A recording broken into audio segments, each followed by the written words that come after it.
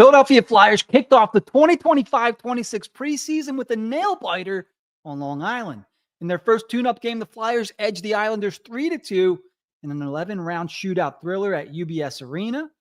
Stick around as we're going to break it all down.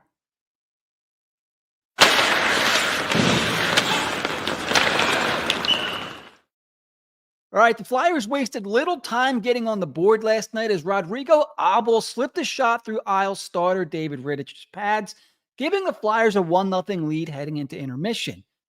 Lane Peterson nearly doubled the advantage for the Flyers, but Rittich shut him down on a dangerous chance. And unfortunately for Peterson, his night ended a little early after taking a heavier hit later on in the period. He left with an upper body injury and did not return. This goal we're going to talk a little bit more about later in the episode here. This is going to be a short, maybe 20, 30-minute episode. So we're going to try to do this throughout the preseason, throughout the season.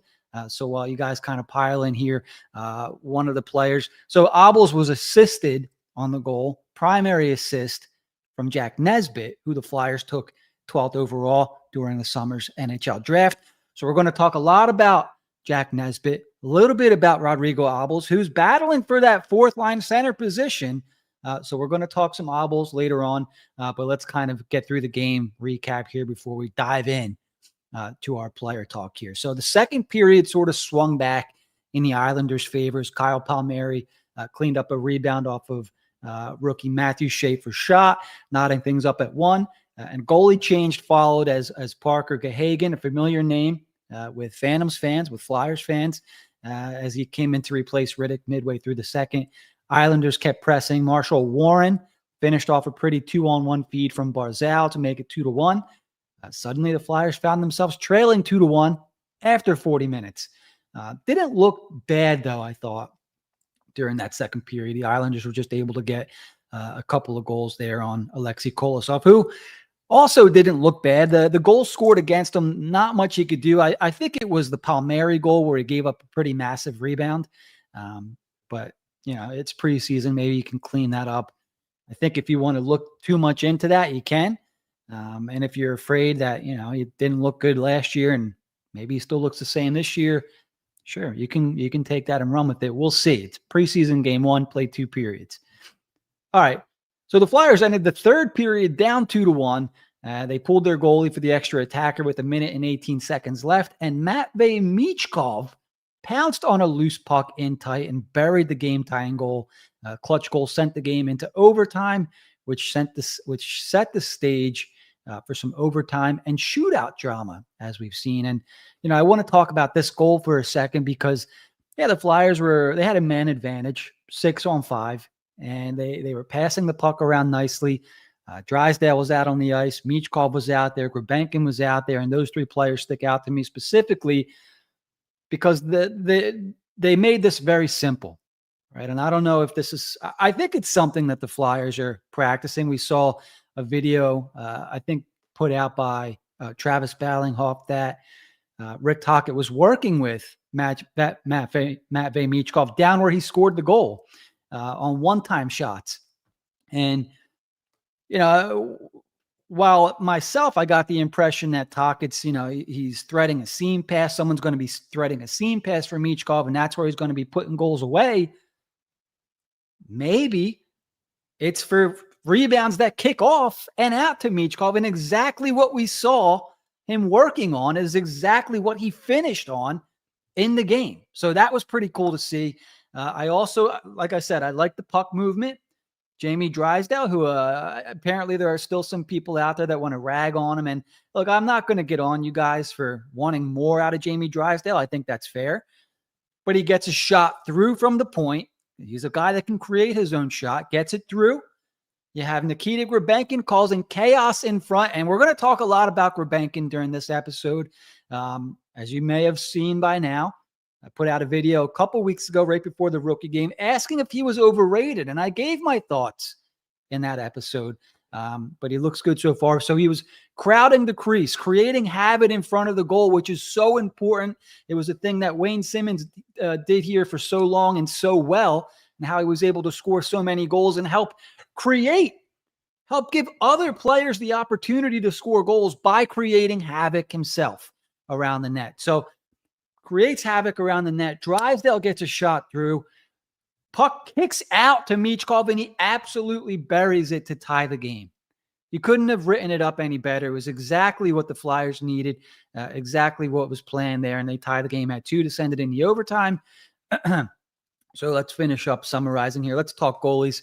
Alexei Kolosov did start between the pipes for the Flyers. He stopped 15 of 17 shots during the 2 periods that he played. And then rookie Carson Bjarnason took over in the third and stopped all 17 shots he faced and held firm in the shootout, stopping 8 of 11 Islander shooters. An impressive preseason debut for Carson Bjarnason, who I feel gets overlooked for Yegor Zavragin. Perfectly fine. And maybe that's better that we don't build up expectations for Bjarnason, but 19-year-old goalie backing up in pro hockey. Yeah, it's in the AHL, but Bjarnason, 19 years old, he's going to get some playing time this year with the Phantoms. So looking forward to that, and we'll see what he can do down there. All right, let's move on a little bit here. So as I mentioned, the shootout did go 11 rounds. Michkov, Cates, and Abels all scored goals for the Flyers. And then finally, Emil Andre sealed the deal, finishing off the Islanders in the shootout. Flyers take the victory 3-2. Special teams were a mixed bag for the Flyers as they went 0 for 4 on the power play, but they were able to kill off all of the Islanders' power play opportunities. So not perfect. First game, a lot to build off of, I think. From a team perspective and from an individual perspective. The bigger picture here is the Flyers showed resilience. Their young stars or the youngsters shined. And we're going to talk about some of these guys. I can't wait. And fans got their first look at Michkov in his second year in Orange and Black, which is going to be exciting. I think we're going to see some big things. He didn't disappoint, that's for sure. Started off the preseason with a goal and a shootout goal. So preseason or not, confidence booster for the younger guys, and also Michkov, who, I'm not sure his confidence can be any higher, but he's still just 20 years old. This is only his second season. I know sometimes we kind of talk, he sounds like a vet. It's only his second year. So it's going to be interesting to see what he does. Glad he started out on the right foot, scoring the game-tying goal there. And he still sallied hard there, didn't he? I mean, he tied the game with a minute left in regulation, preseason or not. It's an exciting feeling, so good for him. All right, now let's get to individual player breakdowns here. And I created a graphic for you guys. Where did I put that at? We're going to talk who stood out to me. HW standout stars. All right.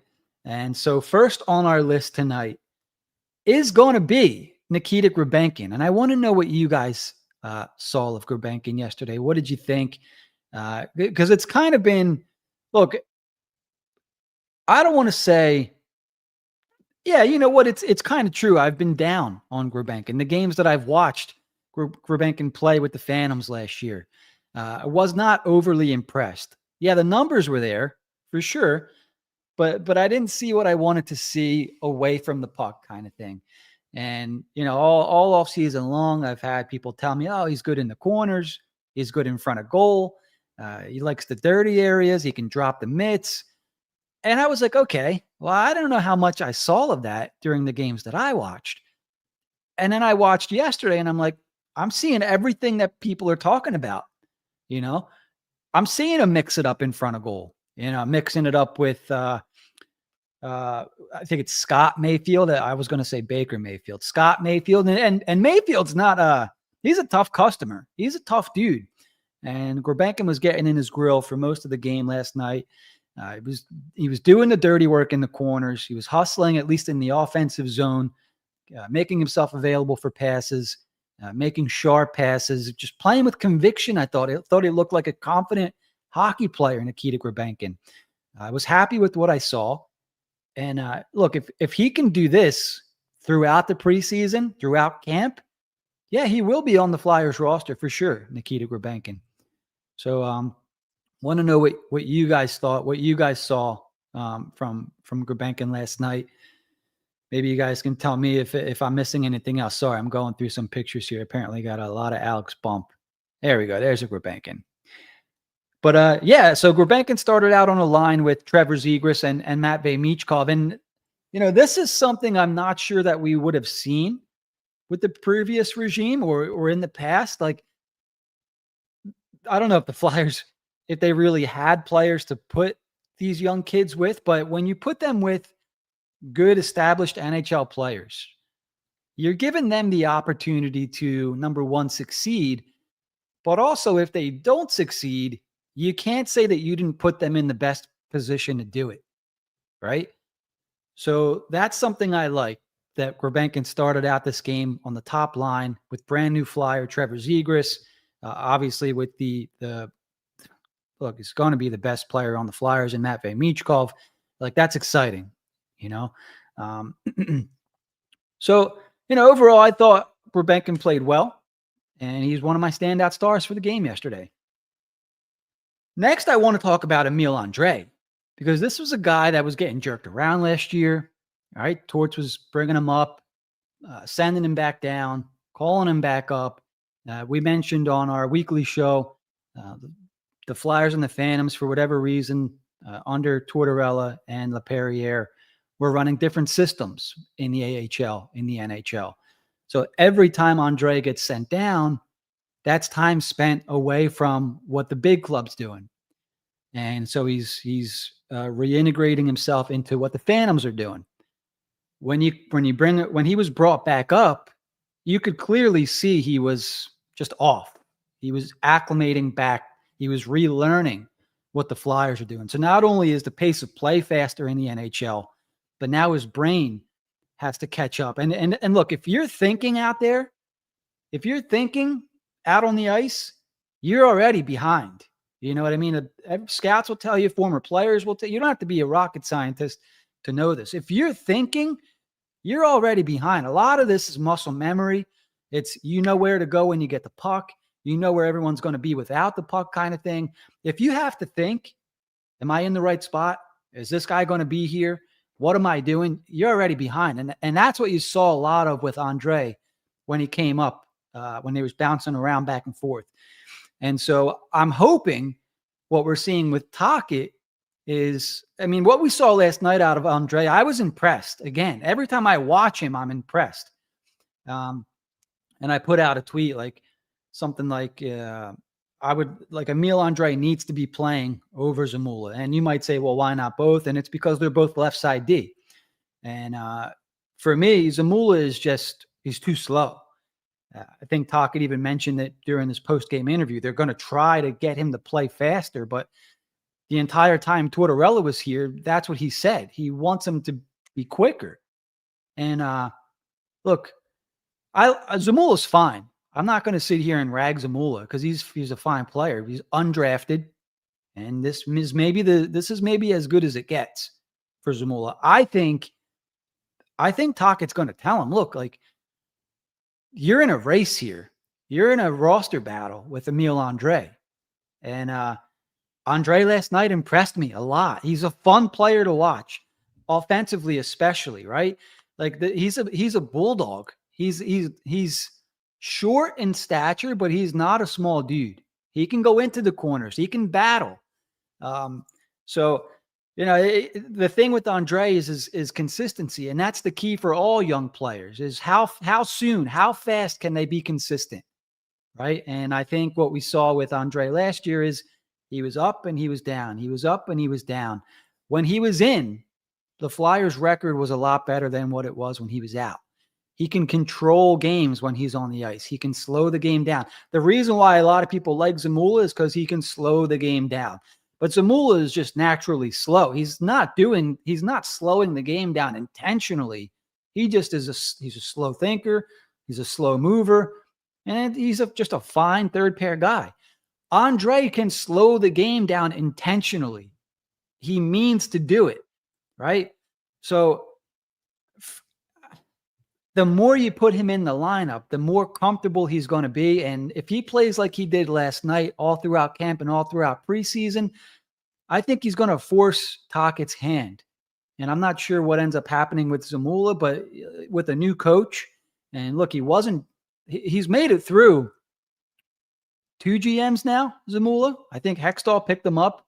He made it through Chuck Fletcher, and now he's playing under Danny Briere. He's made it through a couple coaches. There's no loyalty to Zamula anymore. I know he's buddies with Michkov, and he's helped Michkov, but now it's like you got to pull your weight here, and you got a guy like Andre, who, in my opinion, is an exciting prospect. He should be considered an exciting prospect. To me, he was certainly exciting to watch last night.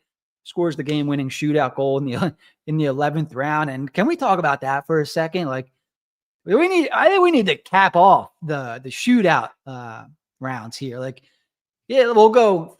What is it? Three regular shoot. We'll go 3 regular shooters and 1 more. If nobody scores, let everybody go home. Let everybody get on with their night. Right? Nobody wants to watch a shootout in the regular season, let alone preseason. Just, put us out of our misery kind of thing. So anyways, Emile Andre, I love his game. I really enjoyed watching him last night. Like, he gets me excited when I watch, so yeah. All right. So we talked Gurbankin. We talked Andre. The third player I want to talk about, and I do have an honorable mention here as well. We're only going to do 3 and 1. The third player I want to talk about is the Flyers' 12th overall pick, Jack Nesbitt. Right? Remember how, look, I was even surprised when they went and picked him 12, right? I think when the Flyers jumped up to 12, there's not a person on the face of this earth outside of the Flyers that could tell you that they knew the Flyers were going to pick Jack Nesbitt at 12, right? Well, okay, so my mindset is this. The Flyers have watched this kid all year. They have all kinds of tape. They've had all kinds of eyes on him, all kinds of notes, you name it. What do I know, right? So I'm not going to come out and say they wasted a pick here. I know that they drafted a 6'4", 6'5" guy with offensive ability, nice hands, and the knock on him is that he can't skate. Oh, there's a lot of guys that come out of the NHL draft or go into the draft and they can't skate. Skating is an attribute that you can work on. It's something that you can improve on, right? It's not hockey IQ or anything like that. Like, if you're not a smart player, it's hard to teach you to be smart, Anyways, Nesbitt last night looked like maybe Sean Couturier from 5 years ago, right? Stealing that puck in the neutral zone, reading the pass, and then setting up Obels, who beat David Riddick to make it 1-0. Just a nice play. And then I thought he played a consistently good game throughout. Yeah, he's going to make mistakes. He made a couple last night. He's an 18-year-old kid. Is he going to make the Flyers? No. But it's encouraging, right? I think we all at least wanted to see some, justify why you were picked at 12. And I think we got a little bit of a taste of that last night. I don't know. I don't get the sense that he's playing with a chip on his shoulder, because I'm hoping that he's not on Twitter and he's not, reading and listening to whatever all these people who have never watched him play are saying. But look, and people want to knock him for his junior year.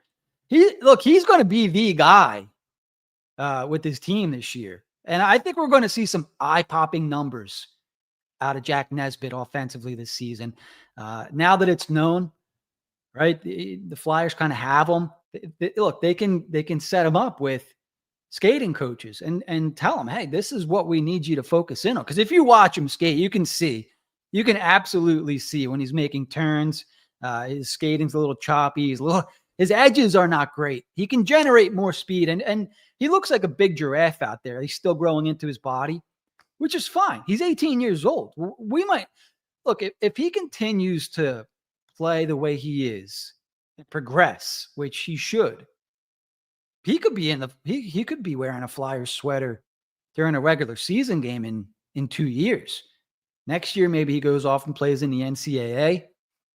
And then the season after, maybe he's a mix between AHL and they call him up for a few games with the Flyers. But I don't think he's that far away, Jack Nesbitt. The offensive ability is there. The smarts are there as well. Like that, you don't make that play in the neutral zone unless you know what's going on, right? And the Islanders they didn't have their B and C squad out there. They had guys like Barzal. They had guys like Bo Horvat out there. The first overall pick, Matthew Schaefer, who was really impressive last night, was out there.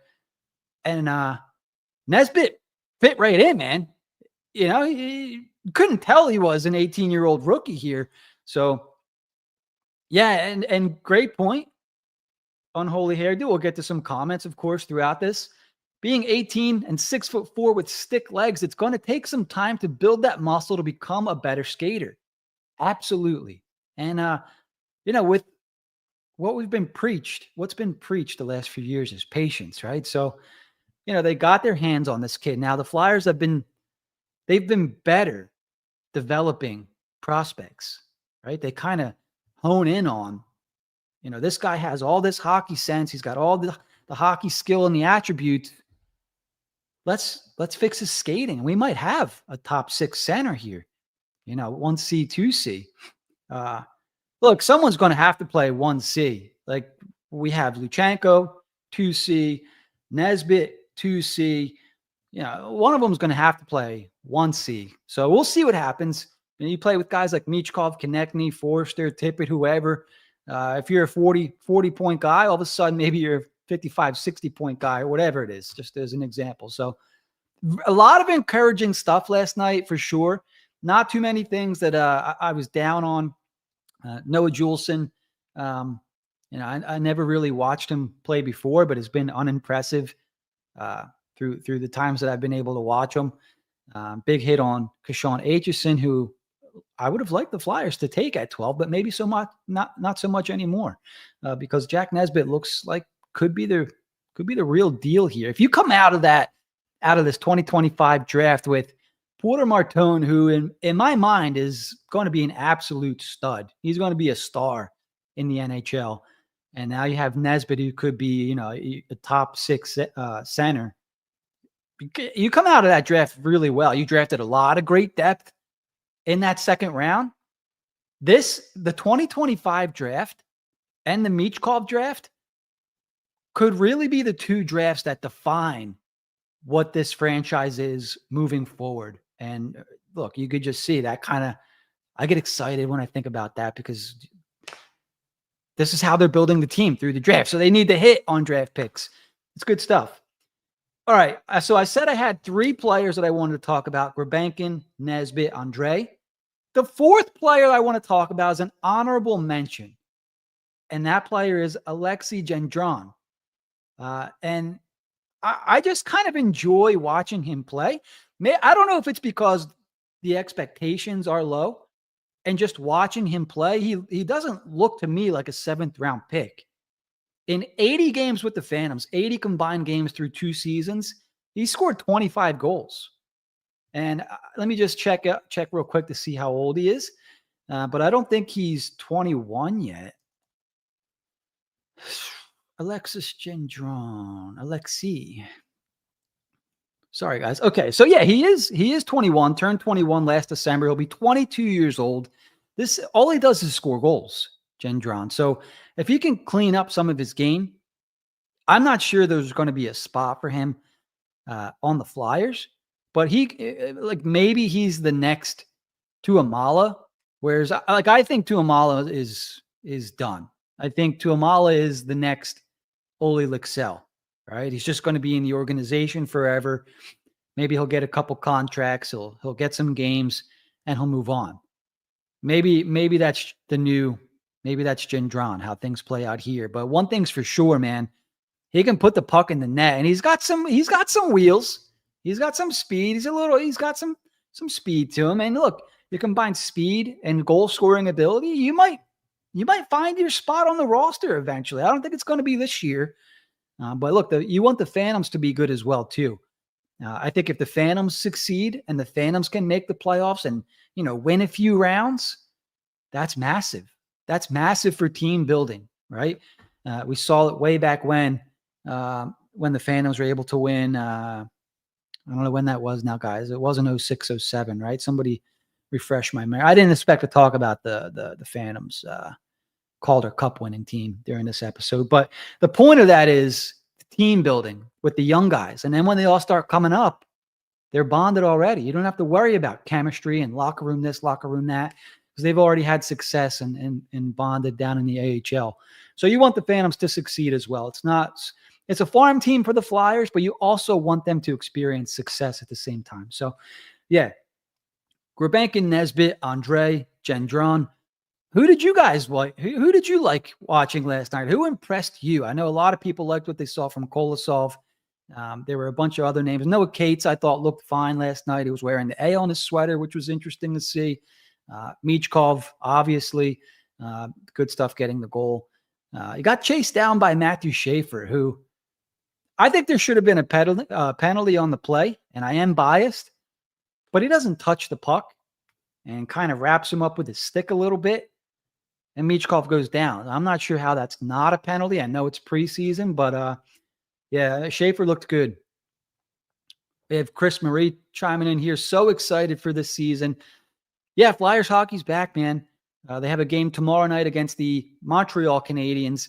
And yeah, if anybody's in the Montreal area, feel free to go. But real quick, I want to give you guys a read about traveling to Flyers games, and that's the Fans of Philly read here. If you're thinking about hitting the road to see our teams play, you need to check out Fans of Philly. They've been doing this for over 15 years. They know all the best spots in the city, and they make the whole thing easy with payment plans, so you don't have to drop all your money up front. It's the best way to travel with Philly fans, hands down. They'll be heading out to the West Coast this year. They're going to Anaheim, Los Angeles, San Jose. It'll be a lot of fun. The Sunshine State. You get to watch them take on Cutter Gauthier and the Anaheim Ducks. Anze Kopitar, he's announced this is his last season with the Kings, so you get to see Anze Kopitar one more time. And then San Jose, young and exciting team out there for the San Jose Sharks. That should be a fun trip with Fans of Philly. So, okay, guys.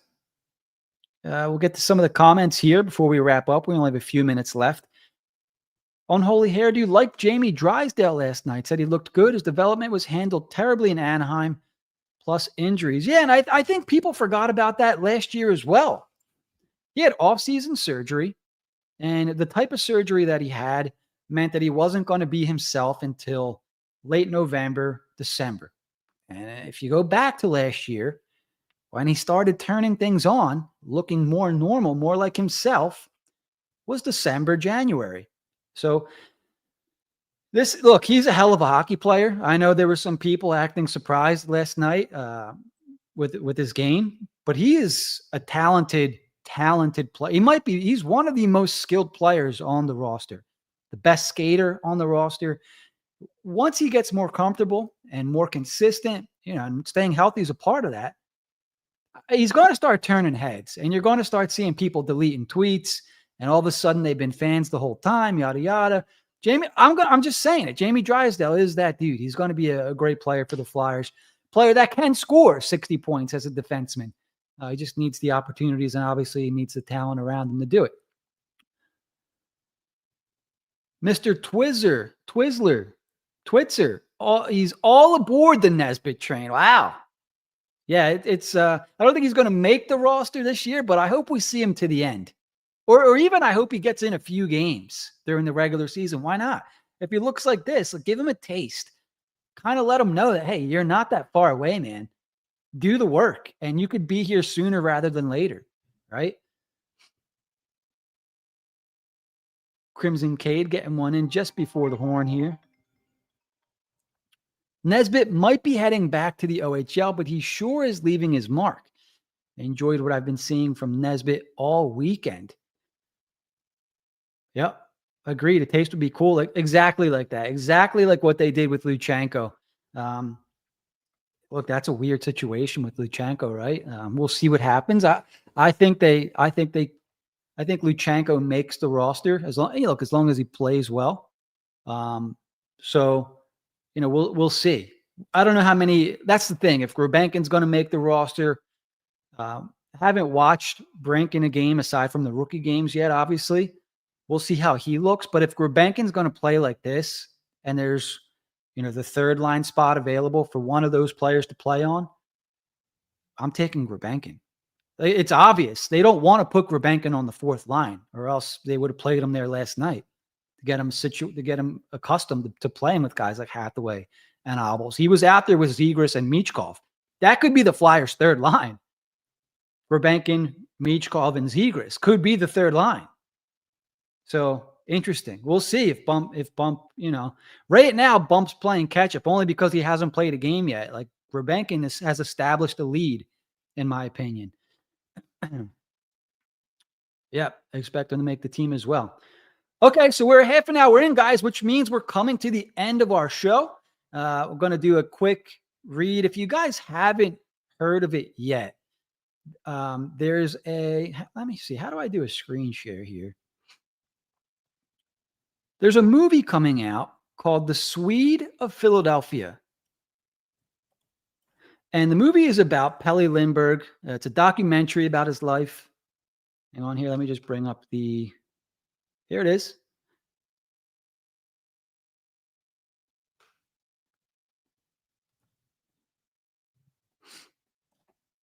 All right.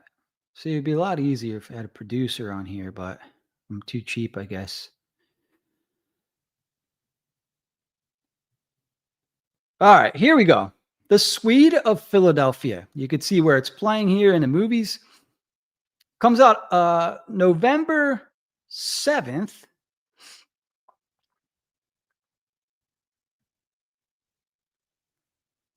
So if you know Pelle Lindbergh, you know the story already. At 26, he was the best goalie in the NHL, a Vezina winner, and the future of the Flyers. Then one tragic night, it was gone. There's a new documentary, The Swede of Philadelphia, tells his story, the goalie, the man, and the decision through the voices of teammates, coaches, and journalists who lived it. It's powerful, it's emotional, and it's hitting theaters November 7th. You can see it at AMC Voorhees, in Voorhees, AMC Cherry Hill, and AMC Fashion District 8 right here in Philadelphia. Don't just watch, remember. That's directed by Charlie Min. Our good buddy Travis Ballinghoff also helped produce. And so exciting stuff. I believe when it'll also be on Amazon Prime at some point. So very cool stuff. And yeah, make sure you guys mark that off on your calendar. November 7th, The Swede of Philadelphia. A lot of work's going into that. We're going to try to help promote it around these parts here so that it does well in the theaters. It should be a cool movie. So that's going to do it for our first edition of, just hanging out, recapping the Flyers here, guys. So it's good hanging out with you on a Monday evening. We'll be back Wednesday night for the podcast, and I'll try to do another one of these episodes. I guess that would be if the game is Tuesday. I'll do it before the show on Wednesday evening. So, yeah. If you guys haven't already, make sure you subscribe to the show. Give us a like. I'm trying to build the YouTube channel up. We're almost at 2,000 subscribers here. So that's your breakdown of the Flyers 3-2 shootout win over the Islanders in their preseason opener. I want to know who impressed you guys the most. Michkov obviously looked good with his goal. Bjarnason, 17 of 17 shots, stopped all 17. Emil Andre obviously wins it in the shootout. Let me know in the comments. Hit the like button. Subscribe for more Flyers coverage all season long. It's Flyer season, guys. They're here. Until next time, don't forget to keep it high, keep it wide, and I'll see you guys later on this week. Take care.